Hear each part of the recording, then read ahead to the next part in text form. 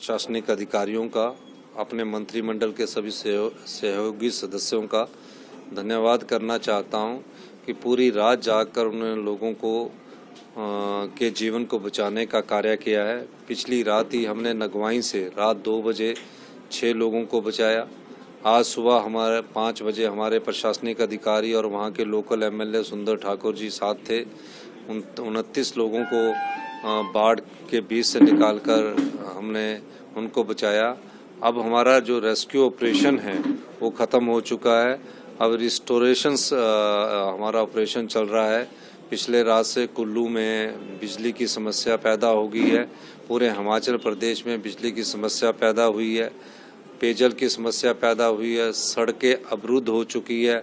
उनको खुलवाने का दायित्व अब प्रदेश सरकार कर रही है और जैसे ही बारिश रुकती है मेरा ये मानना है कि हम उन्हें युद्ध स्तर पर इन सब चीज़ों को कार्यों को पूरा करें। सभी पुलिस के अधीक्षक, सभी प्रशासनिक अधिकारियों, रेवेन्यू सेक्रेटरी और जो हमारे रेवेन्यू मिनिस्टर है सबसे बात की है। तकरीबन 3 से 4 हज़ार करोड़ रुपए का अभी तक नुकसान आंका गया है और अभी भी बारिश जारी है। बड़े बड़े पुल बह गए हैं। हर सड़क जो पंचायत को भी सड़क जाती है वो भी टूट गई है। नेशनल हाईवे हमारे बंद पड़े हैं, लेकिन हमने हैवी मशीन्स की डिप्लॉयमेंट कर दी है और जल्दी ही हम सड़कों को खोलने की कोशिश करेंगे। अब जो हमारे लोग पर्यटक फंसे हैं उन पर्यटकों को पर हमारे अधिकारी वहां पहुंचे हैं। चंद्रजाल में 200 के करीब हमारे पर्यटक है। वहां बर्फबारी हो रही है, लेकिन वहां जिन कैंप में उठा रहे हैं, जिन टेंट्स में उठा रहे हैं, उसमें हमने पूरी व्यवस्था कर दी गई है। तेलगी नाला और पागल नाला के बीच 200 के करीब लोकल और पर्यटक फंसे हैं। उनको बचाने का कार्य हमारी सरकार कर रही है। खाने पीने की सामग्री सारी पहुंचा दी गई है। ठंड से बचने के लिए कंबल उनको सब कुछ पहुंचा दिए गए हैं और जितने पर्यटक और जगह भी हिमाचल प्रदेश के कोनों में फंसे हैं उन सब सेफ है, सब सुरक्षित है। जैसे ही रास्ते खोल दिए जाएंगे उन सबको सुरक्षित उनके घर और ठिकानों पर भेज दिया जाए। हमारे जो गवर्नर है शिव प्रताप शुक्ला जी से बात हुई।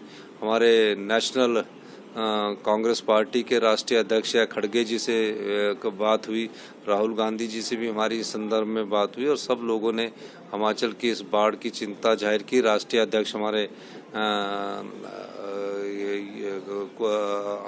ये जगत प्रकाश नड्डा जी हैं, उनसे भी बातचीत हुई। तो सब लोगों से हमारी बातचीत कहा कि इस विपदा के समय हम आपके साथ खड़े हैं। मैंने उनसे अनुरोध किया कि इसे राष्ट्रीय आपदा घोषित किया जाए, लेकिन उसकी कुछ फॉर्मेलिटीज़ होती होगी।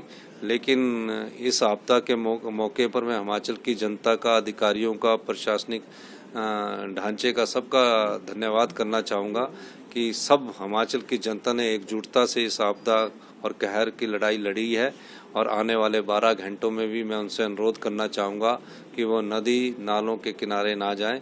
इस दृष्टिकोण से जो नुकसान ह्यूमन लाइफ का होना चाहिए था वो बहुत कम हुआ है। यही सबसे बड़ी खुशी की बात है। ऑपरेशन हो गई थी और नेता प्रतिपक्ष जी से भी हमारी बात हुई है। उन्हें इस समय राजनीति नहीं करनी चाहिए थी। अगर वो तैयारी करने की बात है तो उनका विधानसभा क्षेत्र थुनाग है, उनको पहले उनको फ़ोन करके बता देना चाहिए था कि आपके यहाँ बाढ़ आ रही है। बादल फटता है, कोई बता के नहीं फटता है। वो बाली चौकी में यहाँ लाइट नहीं है, वहाँ उनको ये बता देना चाहिए था कि बाली चौकी में बाढ़ आने वाली है।